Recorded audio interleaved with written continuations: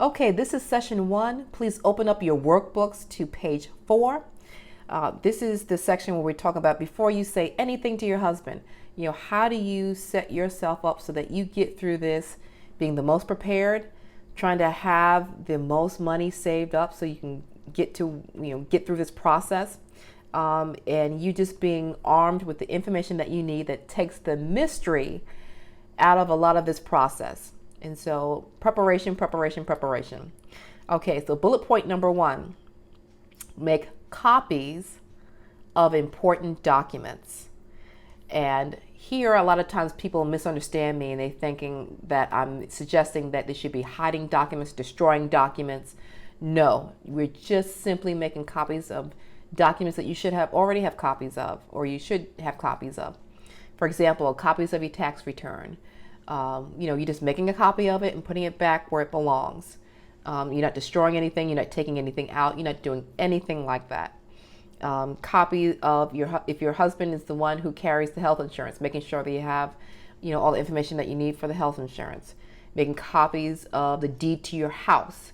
Making copies to the certificate of title or the bill of sale to your car. Things like that. Also make copies of all the debts that you have, so you have a good idea of how much the balances are on your credit cards, and everything that you think is an asset, like if you have a boat, if you have an expensive bicycle, that anything like that, that you need to sit down and figure out the value of and divide. Those things you should be making copies of. Again, you're not destroying them, you're not hiding them, you're just making copies. Okay, and you're doing that because one of the major things that really forces the time and the money of going through a divorce is fighting over getting documents. And if you set yourself up so that you already have most, if not all, of everything that you need, then that is really, you're so far head and shoulders above everyone else who goes through this process. And I'm telling you, if you talk to your girlfriends who may have been gone through a divorce and they said, oh my gosh, I wish somebody would have told me that when I was starting the process, you'd be shocked. So you're really putting yourself ahead. The next bullet point, get a post office box. And this is really, I suggest this if you're still living with your spouse. If you happen to get an attorney, sometimes they can't do everything through email. Sometimes they just have to send you things. And so you want to make sure that, it's not snooping around, using steaming it open and, all that stuff is stuff being intercepted. Whether it's, encouraging words from your family, somebody, your mom sending you a card, whatever it is, you want to make sure that you have some measure of privacy when you're still living together. Next thing is, open up your own bank account and switch your paycheck to your new account. And again, these are for women who work outside the home. And again, you're not hiding anything. I'm not suggesting that you hide anything. I'm not suggesting that you're hiding money. Nothing like that. You're just switching it to a new account before you file anything. Because in Texas, a lot of times once you file, you can't open up a new account. You have to maintain the status quo. So you want to do all this before you file. Now, if you find out that the divorce happened because you got served, then you may not be able to do this. But if you're the one who's filed and you haven't gotten any notice of him filing yet, absolutely open up a new bank account.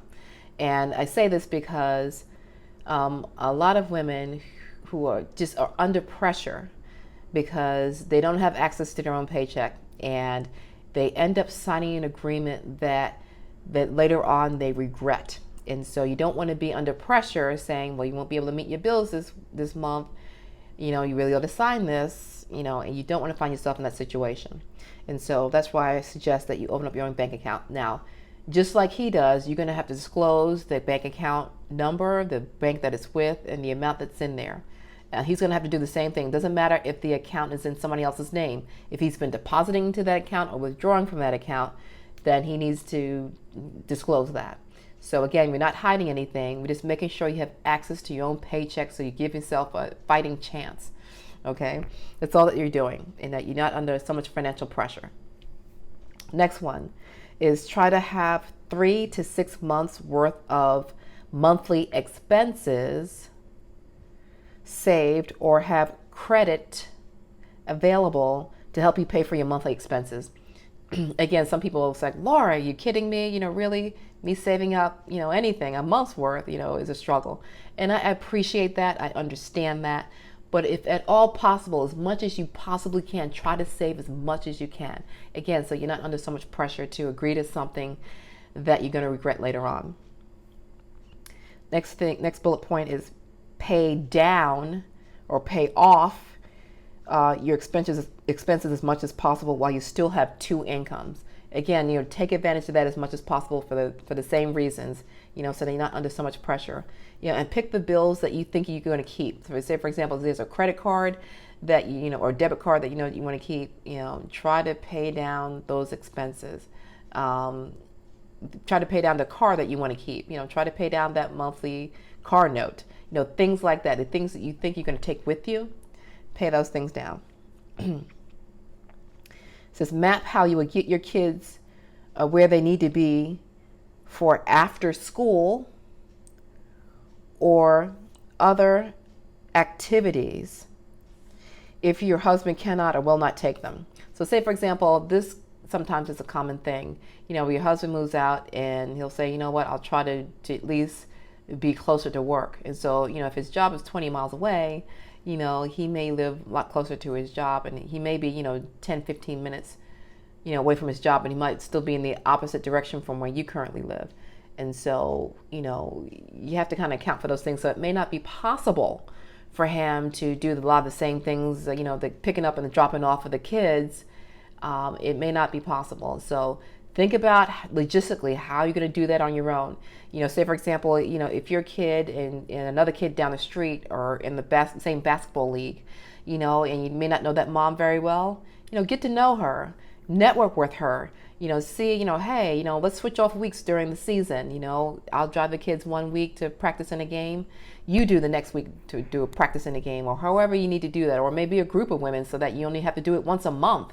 You guys have enough women in the rotation so that you're doing, taking turns once a week. So if you have 3 other women that you're able to come to agreement with to get that done, absolutely start thinking outside the box and how you can leverage friendships and relationships to be able to help you. And so start to think about those things. The next thing is, I know it's really hard, but start to make a budget so that you will see how you will meet your monthly expenses when you're down to one income. And I appreciate that this is probably one of the hardest things that you're going to do as you're starting out the process, is really looking at how your financial life looks moving forward with just one income. And you can try to figure out what the child support would be, and we'll talk about that in a little while. Also, how do you find a reliable app to calculate child support? So you'll kind of factor all that stuff in and take a look and see, like, oh my gosh, what does that look like? And I usually tell women, okay, and I've found that for a lot of women this really works out well. There may be things that you have to cut out, and one of those things is usually one of the first things you look at is the cable bill. And you'll say to you might say, all right, you know what, I suggest to you start looking at some of the programming that's available for online, whether it's Hulu or Netflix, or I know Amazon has some programming. Start to look into those things. And a lot of times, if you really think about it, how much are you really at home really looking at TV? Your kids the same. How much are they really looking at TV, or how much are they really actually online anyway? And so, it may be a little bit of a bump in the road to get them to, focused on, just having internet as their form of figuring out what's going on in the rest of the world. You may have to tighten up those parental controls that are on their computers, but absolutely look into that, and you find a lot of times makes a huge difference. And every little thing, counts. If there are other things that you can cut out, not going to Starbucks anymore, whatever it is, that you can think about that will really help your monthly budget. You'd be surprised. You're like, oh, I don't go to Starbucks that much. If you really look at it and add it up, the average person, this is back in 2012, the average person goes to a place like Starbucks, a coffee shop, and they spend $14 a week. So, that adds up over a year. That really adds up. And that's just buying coffee. That's not even buying pastries or a sandwich or any of the other things that they offer. That's just buying coffee, not mentioning the other wonderful, delicious, tempting things that they have. So think about that and don't sleep on that. Think about doing that. Finally, the last thing is, and this is really a cautionary tale, please hear me on this. Do not open locked drawers or access your husband's password protected email account. I've known of situations where, the husband accuses the wife, especially if he works from home, even if it's just part-time, or if he keeps some of his business papers in a locked drawer. You may think, oh, I know that he has, X, Y, and Z in that locked drawer, whatever, or even, so don't access that if he uses it for work. God forbid if he accuses you of stealing some of his papers for business, and you don't want to find yourself in that situation. There are other ways that we'll talk about later on about how you can get emails and then copies of documents if they're in a locked drawer. So absolutely don't do that. But what's more important, and what I think was more tempting for people, is getting into the email account. Now, if it's password protected, don't do it. Especially, let's just use Texas as an example. And this is true in other states as well. If you go into a locked account at a time where you may suspect that you guys are going to break up, the court will really look at it as wiretapping. In a very traditional sense that we think of it in the movies. It's like intercepting a phone call or taking a piece of mail out of someone's mailbox that's not addressed to you. Those types of things. And I've seen judges come down hard on people. And the last time I looked, it's been a little bit of a while, but last time I looked, it was $1,000 in Texas every time you access someone's email account, a password protected email account. And I know of a situation where a guy who accessed his ex's password protected email account, he accessed it 7 times, $7,000 sanction. Not only that, but the judge made him pay his ex's attorney's fees. You don't want to find yourself in that situation.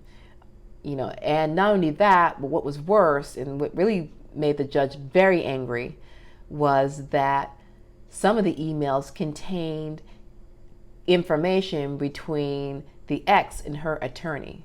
So now he had also accessed attorney-client privileged information. Big no. The judge was angry.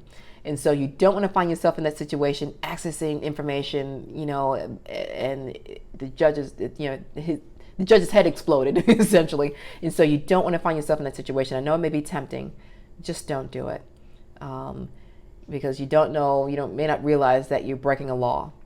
And, the curiosity may get the best of you. Just don't do it. There's ways of getting that email. It may be a little bit expensive, but it won't be as expensive as you being sanctioned and paying attorney's fees because you access the information. And sometimes some women say, well, you know what, 18 months ago, he gave me the password to his email because he needed me to do X, Y, and Z. And so I know he's too stupid to change his password, so I'm just going to go ahead and access it.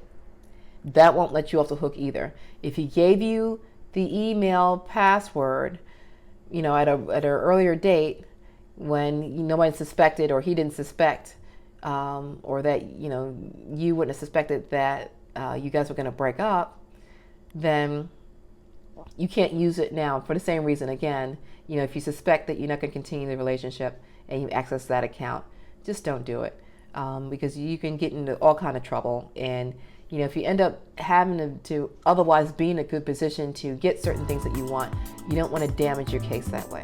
All right, so please hear my heart on that. Just don't do it. That's the end of session 1. Let's move on to session number 2.